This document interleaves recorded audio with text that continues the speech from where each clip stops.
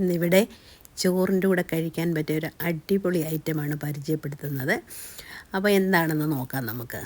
അതിനായിട്ട് നമ്മളിവിടെ കഴുകി വൃത്തിയാക്കിയ കുറച്ച് കത്രിക്ക അല്ലെന്നുണ്ടെങ്കിൽ വഴുതനങ്ങ എടുക്കാം.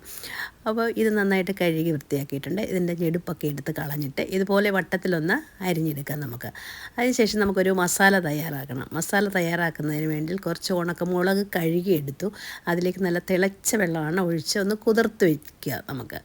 എന്നിട്ട് അതൊന്ന് കുതിർന്ന് കിട്ടുമ്പോൾ മിക്സിയുടെ ജാറിലെടുത്തിട്ടിട്ട് കുറച്ച് വെളുത്തുള്ളി അല്ലിയും കുറച്ച് ചുവന്നുള്ളി, ഉപ്പും മഞ്ഞൾപ്പൊടിയും അല്പം കുരുമുളക് പൊടിയും കൂടെ ചേർത്ത് നമുക്കിത് നല്ല പേസ്റ്റ് രൂപത്തിലൊന്ന് അരച്ചെടുക്കാം.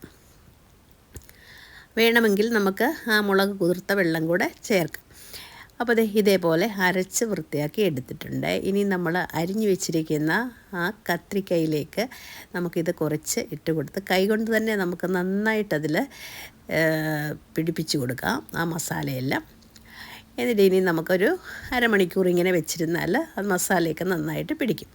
ഇനി അതിലേക്ക് നമുക്ക് കുറച്ച് ഓയിൽ, വെളിച്ചെണ്ണയോ എണ്ണയോ എന്താ ഇഷ്ടമെന്ന് വെച്ചാൽ ഒഴിച്ചു കൊടുക്കാം. കുറച്ച് ഒഴിച്ചാൽ മതി കേട്ടോ.